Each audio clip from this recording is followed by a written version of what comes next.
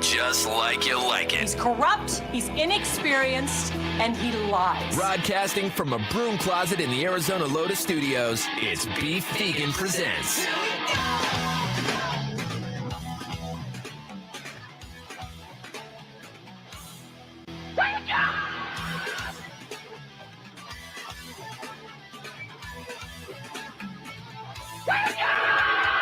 Yo, welcome back to the show. Beef Vegan Presents live on Rock 102.1 KFMA, streaming worldwide at KFMA.com. Good morning, Powers. Good morning, Beef. Good morning, everybody. Thank you for tuning in to the show on this Thursday, August 18th.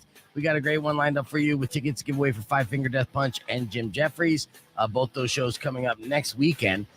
And so much stuff to get to. So Powers is back in studio hanging out until he goes on vacation for a week back to NYC. And you stoked about that? Yeah, I am actually super excited. You just going to be hanging out with your mom the whole time? Well, I hang with my sister most of the time. But yeah, my mom, my sister, it's all about family. The ladies love Powers and his family for sure. Did your dad want to hang out with you at all? Yeah, he's retired now. Okay. So he'll be around the house more often. So we'll see what happens. And be like, ugh, my flamboyant son. Ugh. He got it from his mom. I did. I'm from Planet Mom, that's for sure. People know this. All right, I'll start off the show with good news. This is good news in a way that's, it's bad news for Walgreens, CVS, and other drugstores. But, this is good news in a war against the opioid crisis that happened. I mean, as we know, this, past 20 years, the downward spiral of this country really kind of started in one of the ways because of the opioid crisis that was created by big pharmaceuticals and, Sackler family in particular for really pushing out these Oxycontins, saying they were harmless and non-addictive, and turned an entire generation into junkies. And I lost more of my friends to that than anything else. And I think a lot of people have lost more people to opioid overdoses than any war. It's very odd when you think about this, because obviously a lot of us are kind of anti-war, don't want to see any of our loved ones go to war or be lost life in war. But how many of us actually had someone that we knew personally that lost their life in war? I mean, it has happened, but not to a catastrophic effect where it's like double digits. Now, a lot of us, though, growing up in Arizona or anywhere around the country, have lost up to a double digits of people in their lives, whether they knew them from high school or just friends growing up, or family members who either completely lost everything they have because of their opioid addiction, or lost their last breath to the addiction of opioids. And it all started, it was all money, it was all greed, it was all BS. We all saw it coming. We all knew it was there. We were screaming from the rooftops, and it took years to try to get some sort of reprimands, some sort of punishment for the people who inflicted this on us. Now, there was a big lawsuit against the Sackler family, and yeah, maybe they lost that lawsuit, but they're rich and they have workarounds, and nobody's really affected. In fact, there's so many people that should be in prison that aren't, right? So, okay, if we can't punish the people who inflicted this on us, then how can we at least reward the victims of this crisis, meaning the families that lost a loved one? Well, that's the lawsuits, and that's what we're looking at today. And a judge just recently ordered that Walmart, CVS, and Walgreens have to pay $650 million to 2 Ohio counties for the company's role in the opioid crisis. $650 million for only 2 counties in Ohio. Wow. Yeah. I mean, there's a lot of poor whites in Ohio. I learned from Dave Chappelle. He told me about it. He lives there. He knows about the poor whites, and that's the new epidemic. So the totals are said to be split amongst Lake County and Trumbull County, and Trumbull getting almost $40 million more. And the 3 companies have been found liable for roles in the opioid epidemic in several states. So that means this is just the tip of the iceberg. Now, obviously, bad news for Walmart, CVS, and Walgreens. And it kind of, these are all services that we depend on. Let's not kid ourselves. Like, I enjoy Walmart. I go to Walmart on a weekly basis to get things, all my drugstore needs, and I pop in there, or CVS or whatever. So to see, not Walmart, Walgreens. Yeah. Yeah. But I'm actually broke enough where I could be shopping at Walmart all the time. At the end of the day, Walmart's not hurting for money. CVS and Walgreens, that could be another story. Hopefully this is something that will put them out of business, but their role in providing opioids during this time is undeniable. Yeah. Well, remember, you're also talking about pharmacists specifically and their lacks of follow. My uncle was a pharmacist, so learning about what actually goes into it and what it is to take stock of those pills and how much you're supposed to keep track of that stuff. That's what it is all those people were really just, yeah, sure, here's pills, keep going. Right. Giving that stuff out willy-nilly. Yeah, like, hey, yeah, we got so much money. Oh, we're making so much money off this. It's like these guys just can't get enough of it. It's like they're addicted to it. Yeah. And they continue to do so. And then it became problematic to the point where the people who were getting those prescriptions couldn't afford those prescriptions. Then they started robbing said pharmacies. It was a slippery slope, but that's what you get when you get very greedy. I remember I did this once and this was at the beginning of the crisis, so to speak. I had friends who were doing pills. It was never my thing, thankfully. But I had my buddy Danny, who's now in prison, say, hey, there's a doctor that will write you a script, right? All you have to go in and all you have to do is make an appointment. You pay like $40 and then tell him you have back pain. He'll write you a script for 100 Oxycontin. And then you give that to me, I'll give you $1,000. And I'm like, $3,000. Yeah, that's fine. I'm broke. I definitely need that. So I went down to the doctor, and this doctor's lobby was the most packed I've ever seen a doctor's lobby, right? Yeah. Standing room only. There's like 50 people just waiting for this doctor, and he's just banging people out. So I fill out the information. This is probably the last time I've been to an actual doctor, too. That's the sad part about this. So I fill out the information. I go in there, and I'm like, yeah, got back pain. Oh, yeah, how long you have back pain? For a while now, And he's like, okay, what do you need?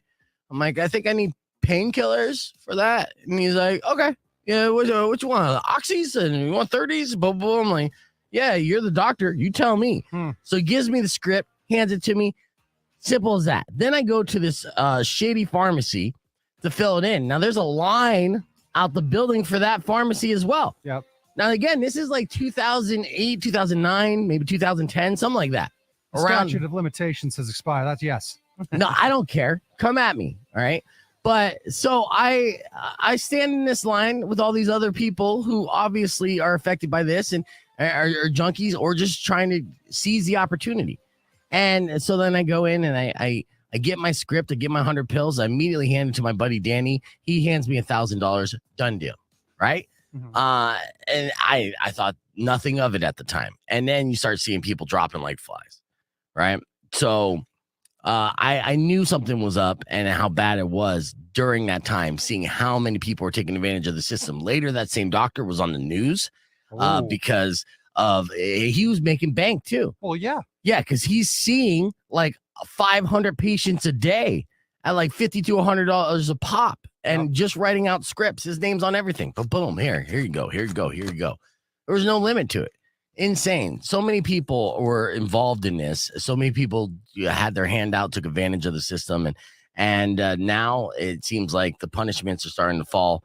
And it's good news. It's not going to bring things back. It's not going to heal the wounds, but it will buy a boat. And you could have those wounds while on a boat. And, you feel a little better about it. I guess that's one way to put it. Sure. Yeah. Yeah. So. But so that's the big story of the day. That's how you're putting a bow on this one. Yeah. Just wrapping up by saying, that's how you have a bow. What's going on, guys? Welcome back. That's a pretty good out. Hearing it now. Oh, Ron, give me a break. I talked about the opioids. I guess I was bitching about to Powers a little bit. I'll give you that. It was one of those moods where, you do this every morning. Sometimes you're kind of grumpy. I was kind of grumpy this morning, kind of annoyed for little reasons. And yeah, we kind of bag on each other. Huge Frank energy. I think that's a little much, Ron. I don't know if it's huge Frank energy. I will riff with my friend here and I'll bitch to him and we will kind of get combative verbally. But I don't talk down to him. If I do talk down to you, let me know. I do let you know. Yeah. But I try not to rip into him personally and try to destroy him as a person. I do at the same time try to build up, but there's going to be times we're going to agree to disagree and move forward. Everyone gets moody. Yeah, Remember, man. I'm allowed to tell him to be like, "Oh, you've been moody today," and he's like, "All right." Now we know that's the Todd that was saying very across the hall energy. Because I was like, what does that mean? Across the hall segment, is that a term? And here that I don't know. He's talking about literally across the hall. It all makes sense now, Powers. Welcome back to the show. It's the podcast broadcast on Rock 102.1 KFMA. I'm getting called out for my bad behavior this morning, and I do appreciate it. That's the difference, too. I can admit when I'm wrong or coming off like a dick. And sometimes, look, dude, I'm just a person. I'm going to slip up. I'm going to have bad days, be grouchy or be in the wrong sometimes. And I'll give me a moment to calm down and recognize it, and then I'll own up to it and apologize. So if I came off with bad energy this morning towards a certain co-host, shut up. I apologize. That was the worst apology I've ever heard in my life. I never said I was good at apologies. All right. I'm only human. I make apologies. I may not be great at them, but they're at the same time, they're the best I got to offer. It's still something. I'll give him this much. So I was walking out in the hall by myself, healing, licking my wounds for a second. I did not beat you up like that. No, and I'll say, here's the fun thing about you is I can be like, hey, knock it off. And he does. You do respond to like, oh, am I doing that thing? I'm like, yeah. Until and you're within 15 minutes, it's fine because it's 5 a.m. when you wake up. Ugh. Right. Until you're in this situation and you don't necessarily know, but it happens. It happens. We all get on each other's nerves sometimes. That's what family's for. All right, welcome back to the show. Actually, I'll give you an example of how not to behave when somebody crosses the line or gets on your nerves. Okay, because this actually just happened with the Chainsmokers and T.I. Now, the Chainsmokers, they're essentially like EDM's Nickelback. They are the group that is massively successful that a lot of people like to hate on. Okay. All right. And for whatever reason, they're hanging out with T.I. in a club. Now, T.I., again, has a lot of controversy around him. He's, a very successful artist back in about 15 years ago, and then has a lot of allegations on him. Nothing's been proven at this point, but the people are on the fence about the, I guess, the character of T.I., and rightfully so. But either way, all these douches are in a bar, right? That's a setup. I got 3 douches hang out in a bar. Okay. They're in a club, VIP style, right? At one point, one of the Chainsmokers, just drunk, having a good time, leans over and kisses T.I. on the cheek. Uh-huh. All right. Now, okay, I've been in the music scene for quite some time. We're very affectionate people. The hugs, anyways. And I've been kissed on the cheek by grown men before, too. And I didn't react the way T.I. reacted. It's not necessarily something I thoroughly enjoy, but it doesn't offend me or even make me feel a little conflicted. See, the problem is when the guy from Chainsmokers kissed T.I. on the cheek, I'm assuming T.I.'s junk moved a little bit. Yes. And that made him angry. Yes. He's like, oh, what? There's a reaction down there. Me mad. I got to kick your ass, right?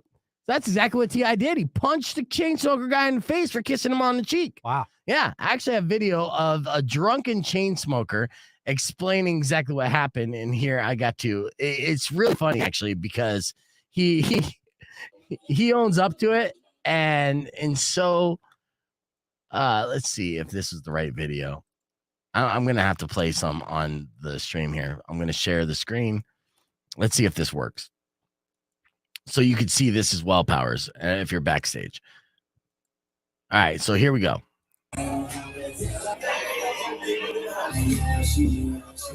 This is when T.I. We're on a vibe, and I was like, I gave him a kiss on the cheek. It was totally my fault.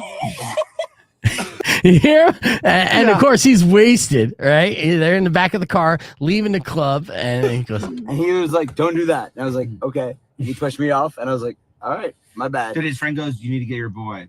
And I go, what the I don't even know what happened. I had no context. And he punched me in the face, and I was like, okay, I'm sorry. And he was like, all right, cool, we're good. That's all he needed to say. Punch him in the face. He's like, okay, I get it. I'm sorry.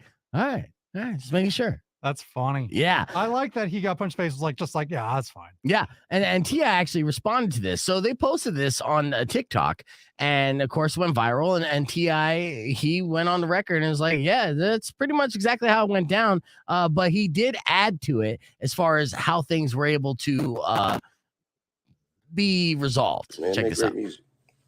They make great music. You know, there's really not much more to the story. There's really not much more to the story than you've already heard.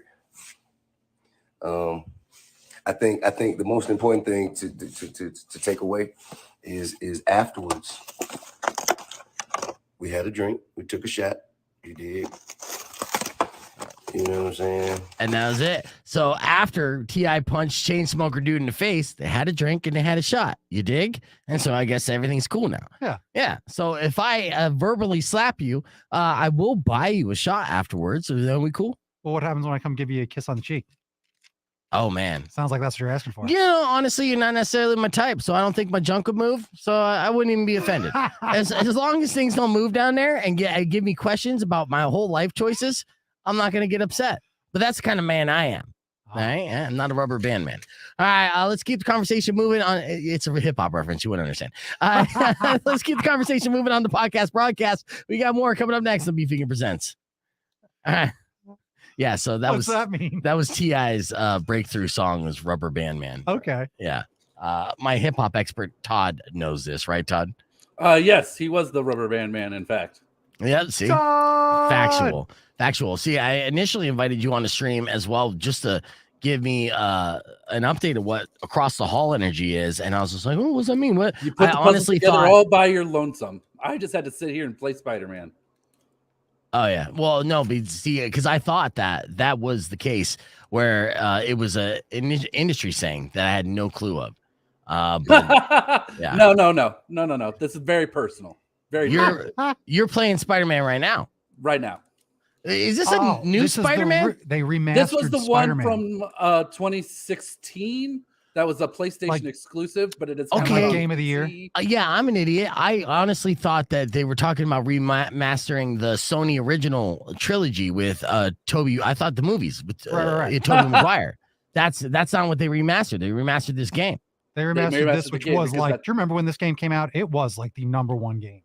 Everyone loved this game. It still holds up, by the way, perfectly. Like I hear the web swinging is amazing. Is it really? It feels fantastic. The fighting, the combat feels fantastic. So this was a PlayStation exclusive, and now it's available for everything, or just on PC? It's available for PC. Okay, because I was thinking of getting it. Really? Yeah. I needed to go on Xbox Gold for me to fuck with it, but it does. It's never gonna happen. Yeah. Closest you can get to this on Xbox is the Batman Arkham Asylum games, right? Which are also great, but get them. No, I have. So I beat those. Yeah, they're good. You don't but get to swing around like Spider-Man. Yeah. That's pretty sick. How long you been playing that this morning? I've only been playing this morning a couple hours, but I've got that's still a long time. Yeah, that's I've got 20 odd hours in this game, and then I 100%ed it on PS4. Really? You 100%ed it? 100%. Was it difficult to do? How many hours did it take you to 100% this game? And this is at the beginning where he's not full-blown Spider-Man, so like he's got the makeshift costume. Way late game. It's way late game. Full-blown Spider-Man here. Why is he dressed like non? No, he's dressed as Spider-Man. This is an unlockable costume you get. Yeah. The skins are all here. This is the one you get. Is Bagman in there? Can I be Bagman? Yes. Who's Bagman? Show him who Bagman is. This is one time Spider-Man did not have an outfit, but luckily he was at the Fantastic Four, so he borrowed one of theirs and put a shopping bag on his head. And then that becomes like a famous stupid thing with Spider-Man. Bagman. All right. Yeah. Okay. Okay, Powers, let's play a game. How many of these spider suits can you identify? Hold on a second. Before you say that, Todd, I want you to repeat it, but you got to do it right if you're going to do it. Say, okay, Powers, I want to play a game. Okay, Powers, I would like to play a game. There we go. How many of these spider suits can you actually identify? And let's softball first. Let's see how much of a nerd you really are. You've been on. faking it the whole time with your outfit choices. Okay. Listen, my common sense is tingling, and that tells me that I'm going to almost get them all. Yeah. All right, well, here's the first gimme right here. A gimme. All right, that was from the newest Spider-Man. That's his Inside Out costume because he's got paint on it. That is correct. What about this one? Oh, that's Cat Burglar Spider-Man. He robs people's houses to fund his crime-fighting adventures. Oh, there. Okay, there's Far From Home. There is this Spider-Man. Hold on, he's got to show it. Right here. You're jumping ahead. You're close. Yeah, the one he's looking Is at that right now. Spider-Man Noir, but Nope, that is not No? Spider-Man Noir. I could show you Spider-Man Noir. Yeah, he's got a This one jacket, is right? the Night Monkey. oh, Night Monkey from the movies. That's right. And they call Ah, it in Europe. okay. That's Yeah, Night Spider-Man Monkey. Noir right there. Ooh, that one looks pretty dope. Okay, so Noir's like the boys. Well, Noir, like, yeah, that's Black 1920 Noir. Spider-Man. But yeah, it's like it took place in the 20s. Remember Into the Spider-Verse? That's what what's his Okay. name did that voice. All right. Keep going. Yeah, Night Monkey. That was a good guess there, Manny. There you go. What about this one? I don't even know what this one's from. Is that Webman? Could be. I don't think that's Webman. I Webman don't is know. that's the Webman is like I think it was a knockoff toy in Mexico Yeah. where the colors were reversed. So then one day that becomes like, oh, let's put them in the continuity. All right. So what else? I don't know. Ooh, how about that one? Fancy. Yeah, that is. It's a fancy. suit designed Is for that him to run really Superior fast. Spider-Man? Could What be. was that one? It's a speed suit. Speed. I don't know. Speed suit. Okay. That's the I know Stark the movie suit. Spider-Man ones. Yeah, that's that. Give me some deep cuts. All right. There's a deep cut right there. Where's that from? Oh, look at that. That is some sort of Shogun Spider-Man. Right. Yeah, that was one of the Armor Wars one, but that's an arachnid-based one. Yeah. All right, let's keep it moving. We that's enough of have we have a Spider-Man. shit ton of people watching us on Facebook right now, and that's amazing. I like that. Actually, over 40. We're at 65 people watching online. I don't want to talk about it, but I mean, I'm like, what's going on here? Yeah. I do want to show this. There's a woman. There's two things I want to talk about. There's a 99-year-old woman in Pennsylvania named Peg just got her 100th great grandchild. So she has 100 great grandchildren. She's 99 years old, and she almost didn't have any because she wanted to be a nun more than 80 years ago. So the real hero of this story was the guy that her future husband, William, talked her out of it. It was like, hey, being a nun is great, but did you see this dick? And she ended up seeing it, and she's like, yeah, you know what? The nun stuff is for the birds. Let's have 11 kids. And that's what she did. She had 11 kids. She went from being out, was going to never have sex in her entire life none to all. Yeah. And out of those 11 kids each almost had 11 kids. It's absurd. In fact, actually, it's a little upsetting. That's way too many grandchildren for anybody, to be honest with you. Where did they live? Pennsylvania. Okay. And they're not even Amish, dude. Wow. They're not even Mormon. All right, as Todd keeps playing this, let me show you what she looks like. This is her and her 100th grandchild. So she wants all of them. There's people that don't have one, but look at her, 99 years old, and that's her 100th one. They should call that baby Centipede. Would be fantastic. She's looking good for 99. Mm-hmm. I have that much hair. Yeah, I mean, if you think she looks good in this picture, you haven't seen her vagina. All right, so What kind of a... I know, because 11 kids, bro. I'm sure it goes back. I read that somewhere.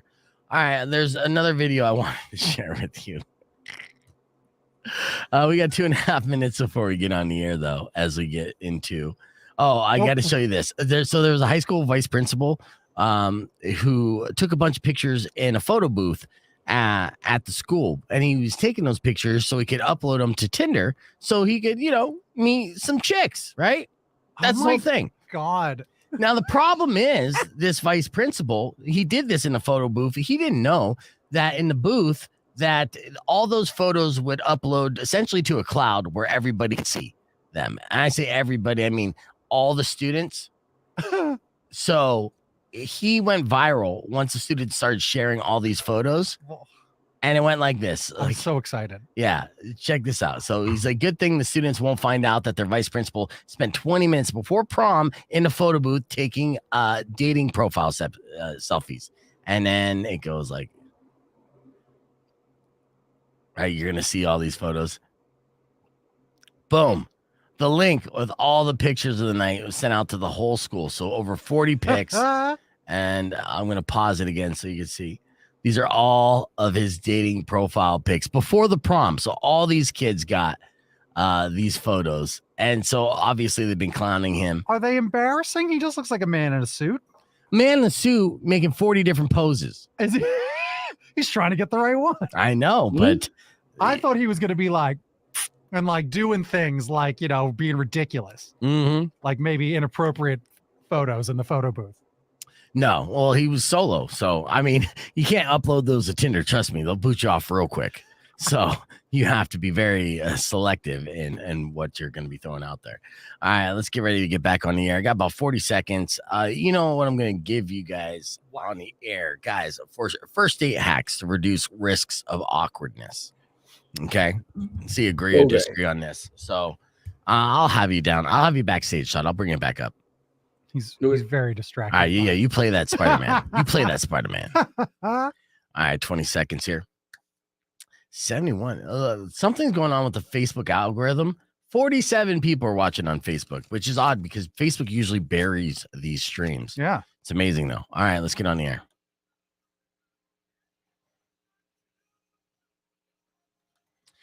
Rock 102.1 KFMA. Welcome back to the podcast broadcast. We are live on all social media pages on Facebook and, of course, youtube.com/BeFegan. I want to break down this for you. I came across a piece talking about essentially first date hacks. I think a lot of guys out there really blow the first date. Maybe they make a little too much of it. It's a kind of like a something about Mary scenario. Like Ben Stiller kept putting his foot in his mouth and freaking out because he would stress out a little too much. And how do you have a good first date? Well, first off, don't overthink it, dummy. But there is a guide based off of a bunch of professionals kind of putting this together. So if you put these hacks on a checklist, give yourself the edge to put your best foot forward on a first date. Okay, so first let's talk about pre-date. All right, location is important. So have a few options in mind and don't do that annoying, well, what do you want to do? Right? Give a couple suggestions, but don't dictate the evening, right? Say, we could do this, this, or this. Have 3 viable options. Yeah. That it seemed fun and she'll help you. All right, appearance. Now, you got to do this, guys. And a lot of people slack on this. And I don't know how or why, but, obviously shower, trim your facial hair, manscape just in case things go super well. Give yourself a sense of style. Making an effort for a good first impression shows consideration and respect and shows that you're not a lazy bum, right? Which is all turn on. She'll figure out that you're lazy in the long run, but that's the long run. I'm talking about this first date. That's right.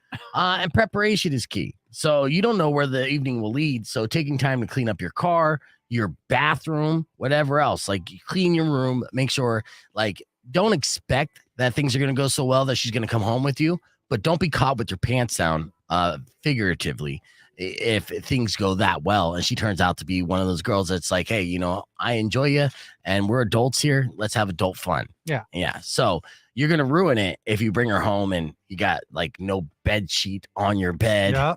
Mattress on the floor kind of stuff. I know because I've been there. All right, midday, early. So you want to show up early. 15 minutes early is the key in anything. Be yourself, so mind your manners, be courteous and polite. So yourself. Questions, you got to ask girls questions. They give you answers and that's it. And then based off those answers, ask another question. Yeah.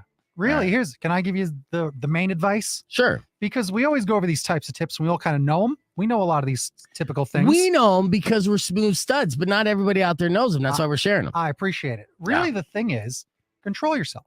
Because that all right, don't talk too much. Control yourself. All right, make sure control yourself. It's about controlling that anxiety you might get a little bit. See, that's an advice that maybe some other people out there are going to listen. I think that's good advice for you.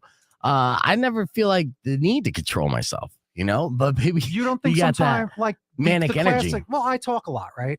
So I'm like, I got to not talk. I have to make a concerted effort to not let some of that nervous energy take over. Right. It's I guess really it's just keep calm. Just keep calm. It's all going to be fun. Don't have too much anxiety on a first date. It's not a big deal. All right. That good advice. Well, this one I thought was odd on the list, but they say stalking. So it's important to stalk your date a little bit before you go on a date, but not physically stalking. We're talking about social media stalking, so you can get a little bit of information. You don't have to know everything, but at least you got some good starting questions, right? Yeah. Like, who the F was the guy that you took a picture with yesterday? That's going to go well. Make sure you tell them, I was really camped out on all your social medias last few days, so I know your favorite color is this. Yeah. Oh, God. Yeah. So, okay. All those tips are terrible. Well, let me ask you this. Where's a good local hidden gem that's underappreciated, first date gold mines. If you're on the stream, definitely give me a suggestion because I know there's some places up north that I've been to, like Dick's Hideaway is a place that's super cool, but not too many people know about it. So what's a good underrated first date gem? You can call me up at 600 KFMA or just comment on our YouTube Facebook page stream. Podcast broadcast. Yeah, that's totally forgot the brand. This because I'm trying to think of gems. Do you even have one off the top of your head? Save it for the stream. Okay. All right, we'll be back here live. I'm rocking on 2.1. All right. I just don't believe you.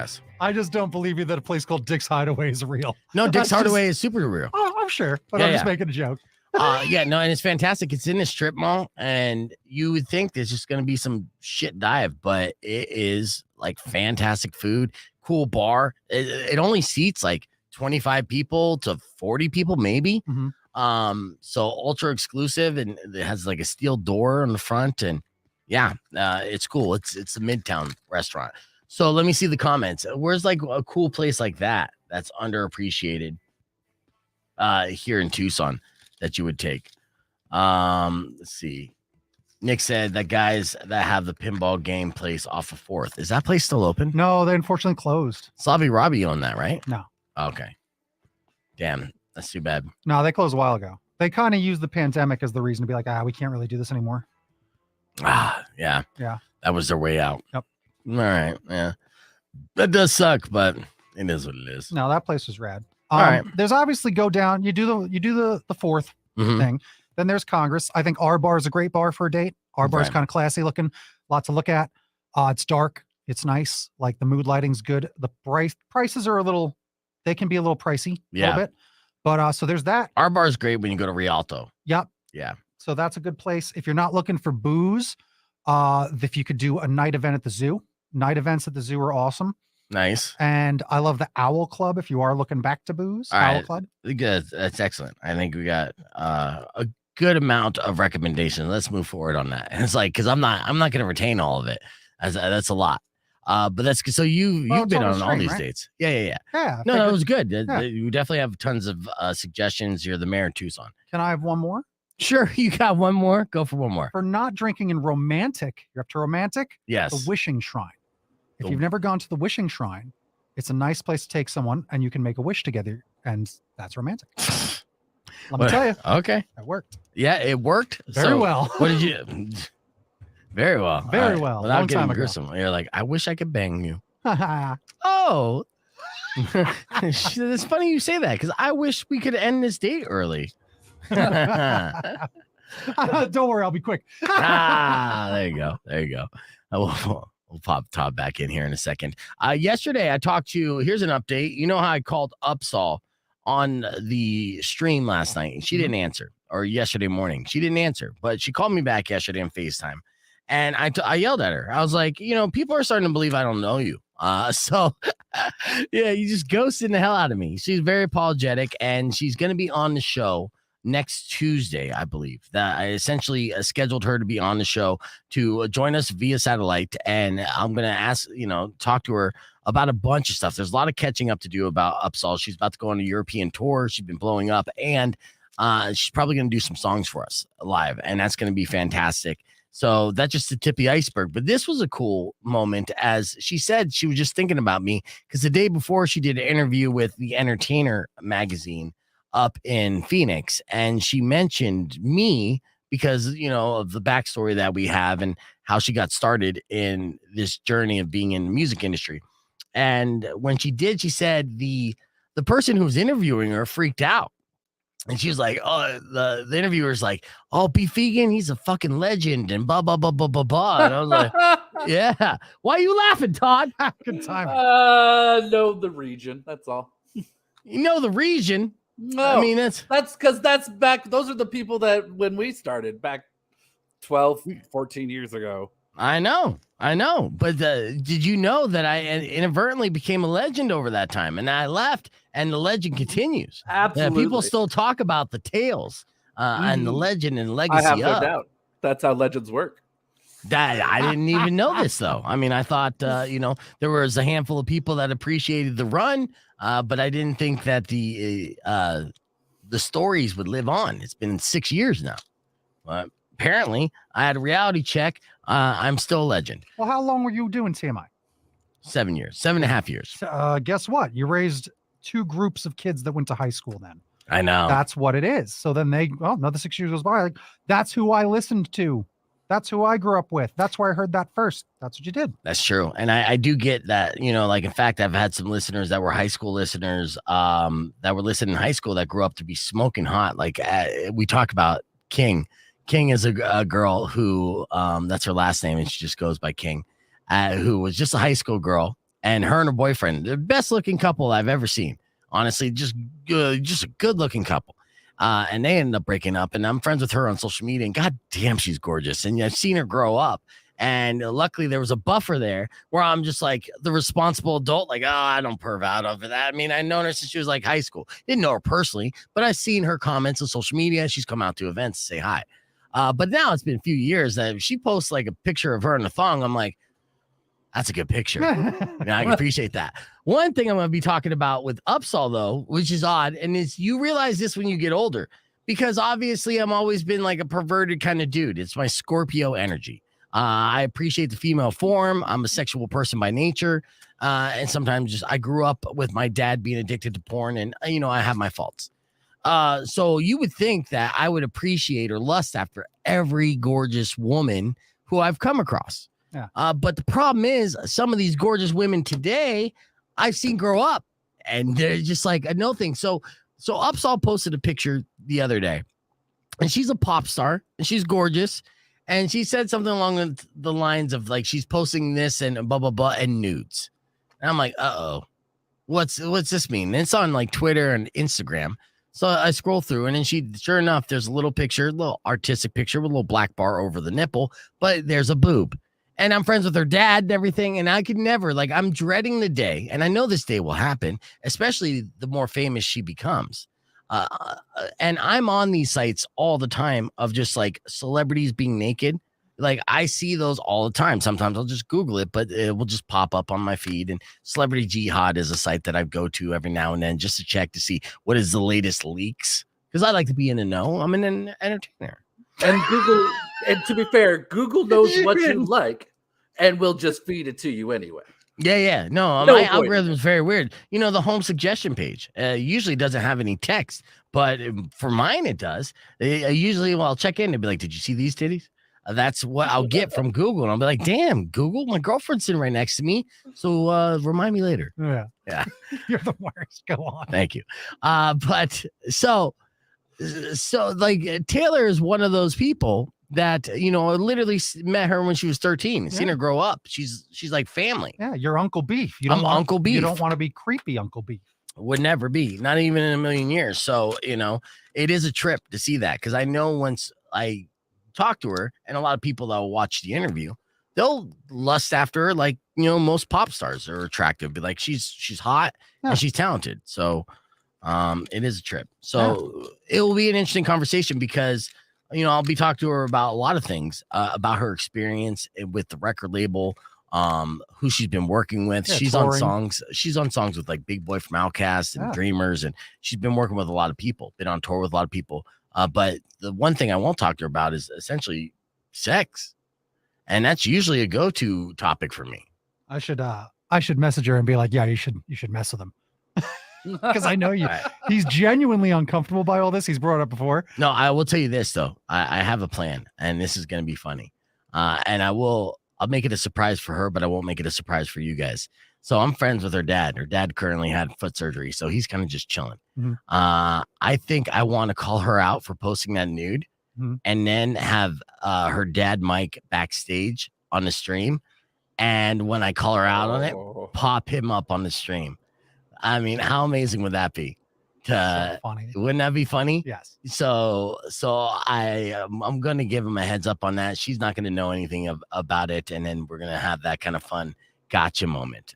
Because hit her with the Maury Povich. Yeah, hit her with the Maury Povich with her dad. Her dad's super cool. So's his mom, but at the end of the day, he's still dad. So he like, I talked to her a little bit about that yesterday, because he's still like, all right, Taylor, Well, it's you were- still his baby girl. I remember when you were talking about that when just the songs all about drugs, Yes. right? And you're like, how does that make you feel? It's like at the same time, it's like this, but at the same time, it's like, grow up. But at the same time, it's hard. I don't want to. Well, I kind of want to recap that story on Tuesday, but yeah. So I will just summarize this. Like, so yes, the full story is Mike had a problem, or Taylor's dad had a problem with that song, and I reminded him that I flinched too. Like when I heard drugs, I loved it, but I initially hesitated playing it for my daughter, right? And when I hesitated, I reminded myself that that is actually the exact fucking response I should have as a 40-year-old white man, 40-year-old man in general, to cringe and in a way be like, ooh, this is too dangerous to play for my daughter is what is fucking cool. And listen to, like, imagine all the music we listened to growing up, right? Obviously our parents hated the music we loved, the cool music. If they loved it, it wouldn't be that cool. Right. Yeah. So essentially, that was my takeaway that I reminded him on, and it made him feel a lot better about the situation and understanding of the situation. And they were able to. And that song right now has like 5 million hits on Spotify. Yeah. It's stupid insane how good it is. And I can't play it for you, or I would. But let's see. I'm not playing that. All right, we're gonna be on in minute 30, and obviously I don't have a lot of videos uploaded today just yet. I did have a viral video I wanted to share with you since I got a minute. Let's see. Okay, we talked about squirrels yesterday, right? We found out what splooting is. Did you hear that? You know what splooting is? It's laying flat on the ground. How do you know that? Because I watch Be Vegan Presents. Okay, so yeah, okay, good. I watched it. Oh, good. All right, well, this is a squirrel who I think I've seen this before, and for whatever reason, it's viral again. A squirrel basically dying of thirst, and so it goes up to a human, and it's like, "Hey, hook me up." Really? Yeah. Look at that. Oh. He's like, "I just want some water. Give me some water." I'll tell you. Give me that sweet, sweet water, and he's just chugging. Wow. Look at that. Look at him, bro. Go. Look at him. Wow. Isn't that amazing? Yeah. Right. That's all he wanted was water. And he just kept bugging him. And so they're just like, whoa, watch out. The squirrel's like getting crazy. What do you need, guy? And it took him a while, like the whole Lassie thing. And he's like, what is it, boy? Oh, you want some water? Drink the whole bottle. Look at this. Holy jeez. He's got a problem. He's got a drinking problem. Yeah, he's an alcoholic. All right, here we go. 3 seconds. All right, what do we do on the podcast broadcast? We watch adorable videos of thirsty squirrels going up to strangers and asking for a drink. It was something that we just watched. Welcome back to the show. It was slow news day. So like, hey, did you hear about the squirrel? I'll take it. Yeah, exactly. It's better than talking about like actual news because some of this stuff has been horrific. I do have, eating grapes can extend your life. So and for Alzheimer's, so that's a heads up to every grape lover out there. What is it? I'm just looking through stuff here. Don't mind me. I know we're on the radio. Want me to tell that Ezra Miller joke that I told you the other day? Oh, yes, please. Yeah. So Ezra Miller, you see what's going on with him. And then he came out and said all that stuff. It's going to be really funny when he has to move to a new neighborhood and identify himself to all the neighbors as being a horrible piece of crap. But luckily, he'll do it real fast, so it won't matter. Yes. Everyone's going to know his secret identity. Yes, as the Flash. Well, because Ezra Miller's like one step away. He's in rehab right now. He made an official statement, an apology, and he's looking to rectify his questionable behavior. That's the official statement. But he's like seriously one step away from being labeled a sex offender. And if that was the case, he would have to notify everyone in the surrounding area whenever he moves into an area. And as the Flash, that's like hysterical. Yeah. If the Flash is, I'm a sex predator, gone. Yeah. Did you hear a horrible wind that made me uncomfortable? I did, honey. I'm pretty sure every single person in that situation wished they could run away from that scenario like the Flash every single time they had to do that.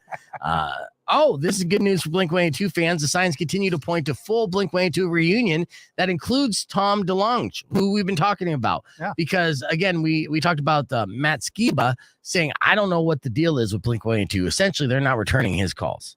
And Tom DeLonge has been kind of like hinting and celebrating the fact that they've been together for 20 years. Or the anniversary of Dude Ranch or whatever was released. Now, while talking about his recovery from cancer with People magazine, Mark Hoppus said that a visit from Tom and Blink-182 drummer Travis left the trio in a really great place right now. And talking about the visit, Hoppus said it was 3 friends sitting in a room and no lingering grudges. And essentially, it would take something as drastic as a cancer scare. Yeah. To remind people, especially brothers, that whatever they were fighting over was super petty. Yeah. And what they made was pretty magical. In fact, a lot of people really value the legacy of Blink-182 in their music. So to see them together, I'm telling you, it's on the horizon. Yeah. Maybe not 2022, but definitely calendar 2023. I would bet my left testicle on it. And that thing's huge, I hear. It's a big bet.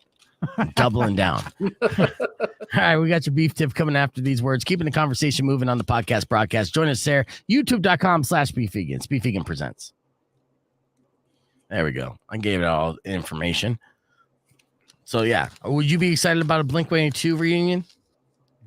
Not me. Do you dislike them that much? They are my least favorite band next to Good Charlotte. Ooh. Yeah, I hate. Well, I mean, I hate Good Charlotte for good reason. Yeah. Yeah, they sucked always. It's always been image. I mean, hey, there's twins with dyed hair and tattoos. Oh, that's so great. And then you see them in person, like, oh, these twins are like 5'3". No chicks really want to bang these twins. I mean, on screen they do. But so yeah, I wasn't a big fan of their music. But Blink-182, actually, I was like, okay, I get it. As far as boy bands too, you gotta remember the time that Blink-182 came out, MTV was saturated with Backstreet Boys, NSYNC, Britney Spears. That was Christina the peak Aguilera. of the boy band era. Yeah. Exactly. And Blink-182 is definitely a boy band. Make no mistake about it. They're good-looking young guys at the time making pop punk music. Yeah. But that pop part was very important. But then they made it a satire. They made fun of those bands while added some credibility and catchy songs, and they played their instruments. So, all those aspects of it made them enjoyable. Their charisma and their likability really kind of shown through the screen, and it was definitely needed at that time. Because if we didn't have Blink-182, we would have had nothing but Backstreet Boys and NSYNC, and that would have sucked. And of course, we had the hardcore, M&Ms and shit like that. Yeah. But as far as TRL was concerned, Blink-182 was the only kind of thing that kind of saved the day from over pop saturation. So I appreciate them. And then when I saw them live at KFMA Day, which wasn't with Tom, it was, Mark and Travis, I was surprised at how giant these dudes are. Like Travis Barker looks like a short man, right? Maybe like 5'9" is what I was assuming he would be. Maybe around my height. He's like 6'3". He's a fucking giant. And I'll tell you what, he had those crazy nobody's home prison eyes. And of course, he's all tatted up. Yeah. He looked like he's straight out of prison. And just the way he looks is like, I was like, oh, Jesus. I'm afraid I'm going to get fucked up by Travis Barker. Like, how'd this happen? He's still a like pop punk person. I know it's still punk, but I mean, this guy kept it real. And Mark Hoppus, taller than Travis Barker. He's like 6'5". Damn. Yeah. And Tom is like size. So they're like the tallest pop punk trio in history. So You heard it here. yeah. All right, here's another recommendation for you guys to watch. I just watched The Untold on Netflix by Manti Te'o. Have you seen this, Todd? Well, Nope. what is it? Manti Te'o was a linebacker who played for Notre Dame. Oh, Untold. I love that series. Yes. Untold has been a fantastic series. Essentially, it's like ESPN's 30 for 30. It's a documentary series talking about notorious moments in sports history. They did a 2-episode part on Manti. Manti was a victim of catfishing to a certain point where it was so horrific what this catfish did to him.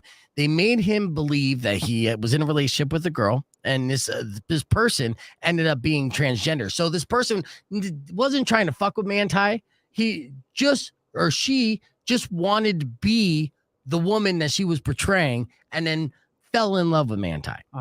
But made some seriously poor decisions along the way, including faking her death.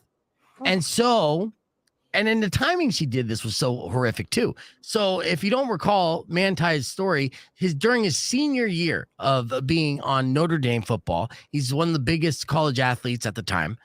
His grandmother dies. And then a couple hours later, he finds out that his girlfriend dies. Same day, right? Now the word gets Crushing out. stuff. Yeah, crushing. So the word gets out. Okay, this star, stud athlete just had a horrific loss twice in one day. What are the odds? Yeah. Very heartbreaking. People got behind him, and then it was very motivational for him. What happened was somewhere in that grief, he was able just to lock in and focus on the task at hand when he's on football. It was his only safe place. So he's like, when I got on the field, it seemed like things were moving slower. And I was at peace and tranquility because I'm just focusing on football and I'm doing it for them. And everything just got clear. And then he started having the games of his career. And the season was he was doing so fantastic that season that he was a Heisman Trophy nominee and he's runner-up. He lost to Johnny Manziel, right? Then this catfish ends up saying, calling him up at the end of the season, right before the national championship game. The timing on this is fucked up. And was like, hey, by the way, I'm not dead. I'm just, running from cops. And so my bad. And so this guy's like, wait a second. I'm in love with this woman for 3 years. And now you're telling me you're not dead. And I'm warning you. And now you came back from the dead. So his mind's fucked. At the time, he's only 21 years old and he's a jock. He's, he's not necessarily mature enough or even intelligent enough to really grasp what's going on. But he's calling bullshit at this point. Uh-huh. Okay, if this is really you, send me a picture, but not any picture. I need you to send me a picture where you're making this hand sign and you're holding up the date. Yeah, and like today's blah, blah, paper. blah. Yeah. Now, keep in mind when this happened, 2009, 2010, this is kind of like the beginning of dating and the internet. This is around when catfishing was at an all-time high. I was getting catfished. Everyone's getting catfished one way or another. Certain levels of extremeness, like, where most catfishing experiences people had is, going on a date with somebody and they're maybe 40 pounds heavier than you thought they were going to be. Right. Facts. Yes. And it wasn't until catfish became part of our lexicon, to our vocabulary, we figured out it was that people started realizing, oh, okay, that's actually a horrible thing to do. It's misleading and not fair, right? But at this time, this is at the beginning. Catfish is not even like a common word.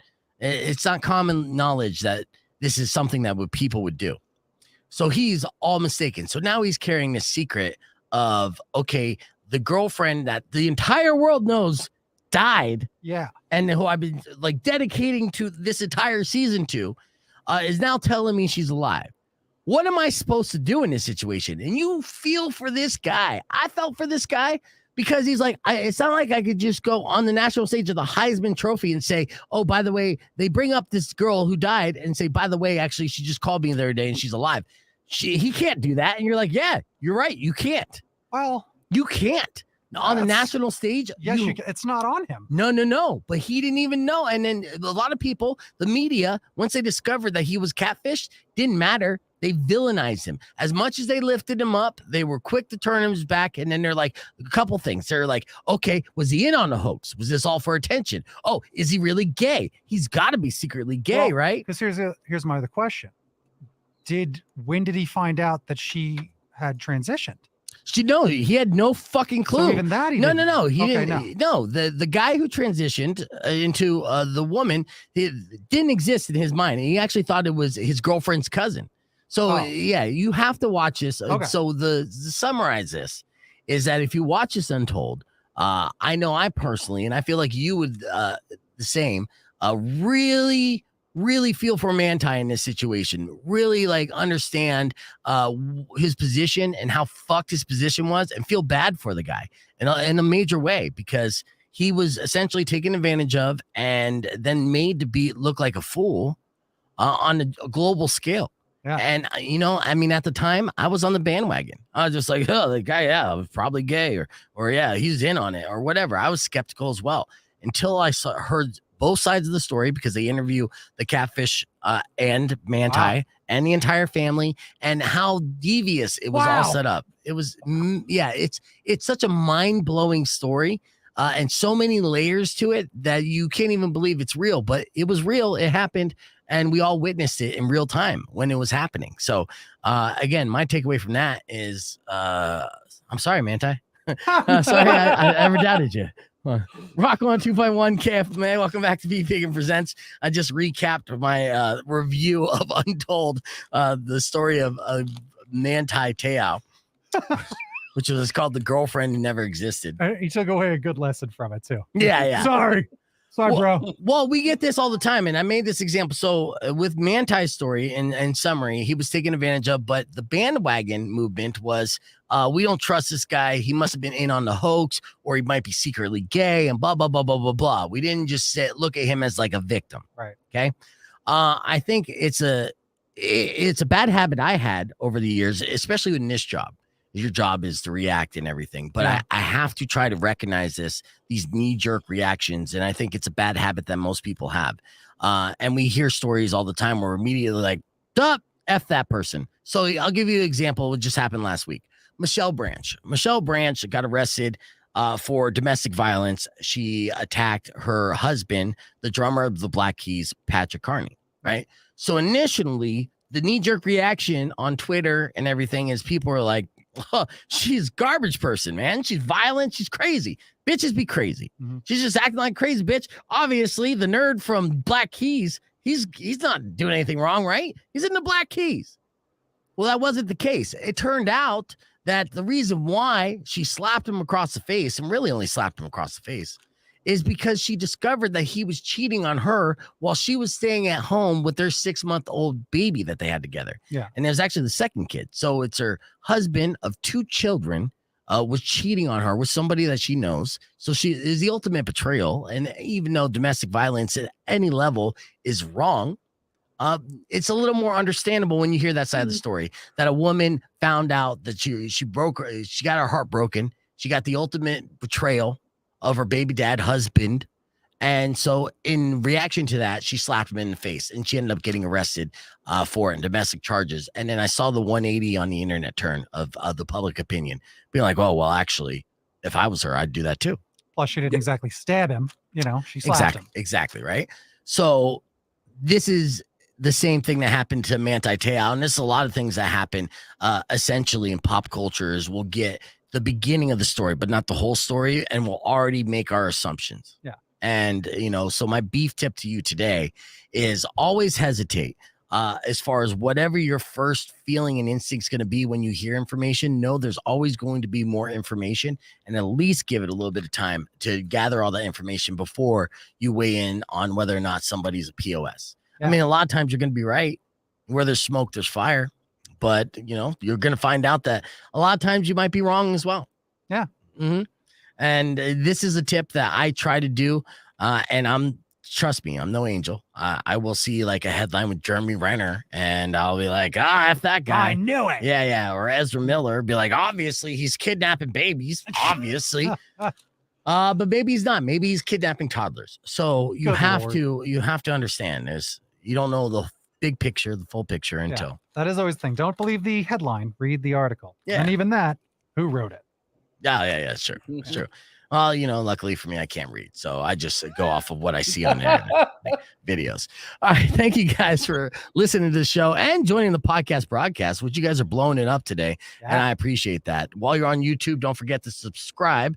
youtube.com/beefvegan. Tomorrow morning, we're going to have Herb Stratford on the show. He's going to break down all the movies that we're going to be able to see and what movies to check out and whatnot. Plus, I'll still give out tickets for Five Finger Death Punch and Jim Jeffries. So that's the listener bait. I might even have a couple extra giveaways. All you have to do is tune in to find out. Till then, Mucho's up next. Enjoy the rest of your day. Drive safe, ride safe. And as always, rock local. Thanks. All right, thanks, guys. Hope that rant was okay. Later. Will come and end to all your grief. But if you've been mean or kind of bad, I will knock out all your teeth.